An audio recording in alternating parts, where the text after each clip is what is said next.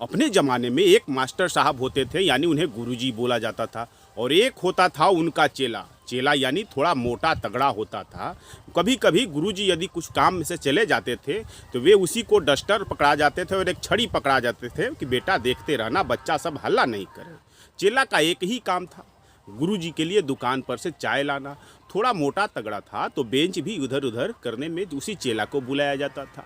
यदि कोई लड़का घर से पढ़ने में आनाकानी करे तो यही चेला हनुमान बन करके नल नील जैसे अपनी बांदरी सेना के साथ उस रोंदू लड़के के घर तक चला जाता था और उसे टांग कर लाने का काम करता था।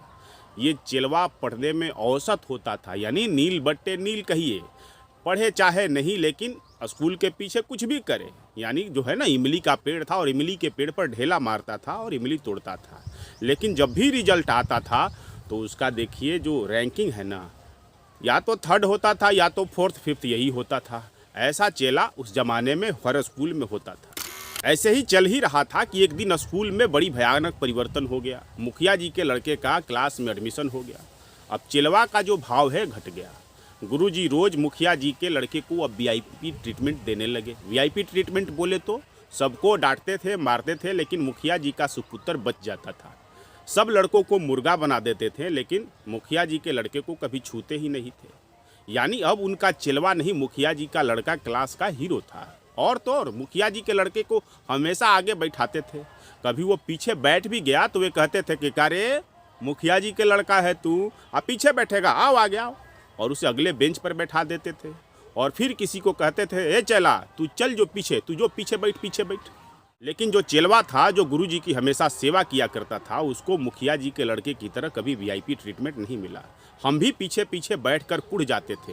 हमारे अंदर यह सब देख करके इन्फीरियरिटी कॉम्प्लेक्स पैदा हो गया। तो अब ये सुनिए, ये हमारी निजी कहानी नहीं है, ये अखंड भारतवर्ष के चारों दिशाओं की कहानी है।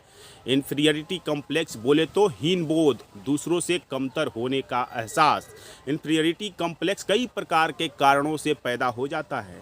रहन सहन, कपड़ा पहनावा, समाज में आपके प्रति क्या विचार है लोगों का, कैसे आपको लोग ट्रीट करते हैं, किस माहौल में रहते हैं। यदि आपको लोग कमतरी का एहसास कराने लगे और आपकी काउंसलिंग नहीं होगी तो आपको इन्फीरियरिटी कॉम्प्लेक्स का शिकार होना पड़ता है। इन्फीरियरिटी कॉम्प्लेक्स का नतीजा यह होता है कि बच्चों के आत्मविश्वास कमज़ोर हो जाते हैं। बहुत सारे बच्चे अवसाद में भी चले जाते हैं, उनका पढ़ाई पर से ध्यान भटकने लगता है।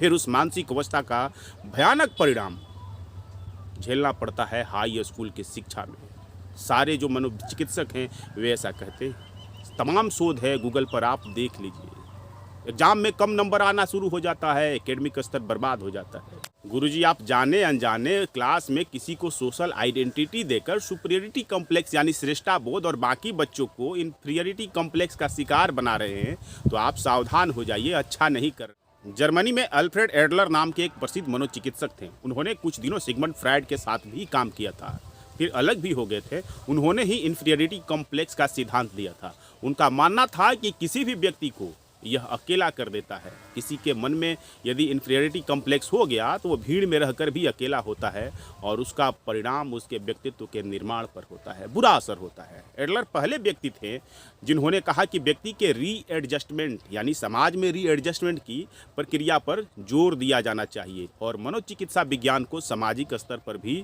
चर्चा करना चाहिए, ताकि समझना चाहिए बहुत सारे लोग इसके शिकार होते हैं। बहुत लोगों को ये प्रॉब्लम होता है, इस प्रॉब्लम को हमें समझना ही होगा। तो ये सिर्फ एक स्कूल की कहानी नहीं है, ये पूरे देश की कहानी है। हमारे समाज का वातावरण है वैसा बच्चों को झेलना पड़ता है, व्यक्ति को झेलना पड़ता है, बड़े बड़े लोगों को झेलना पड़ता है। और आत्मविश्वास यदि आपका कमज़ोर हो गया तो फिर ज़िंदगी की दौड़ में आगे निकलने में एक बड़ा रुकावट हो जाता है। इसलिए आपको चाहिए कि आप अपने बच्चों से, अपने भाइयों से, अपने लोगों से बात करिए, उन्हें रीएडजस्टमेंट की प्रक्रिया में वापस लाइए, समाज में उन्हें बोध कराइए कि नहीं, आप किसी से कम नहीं हैं। यदि आप वीडियो देख रहे हो तो कमेंट करके बताइएगा कैसा लगा। यदि यूट्यूब पर देख रहे हो तो हमें सब्सक्राइब करिएगा। यदि फेसबुक पर देख रहे हो तो हमें फॉलो करिएगा। अपना ख्याल रखिए।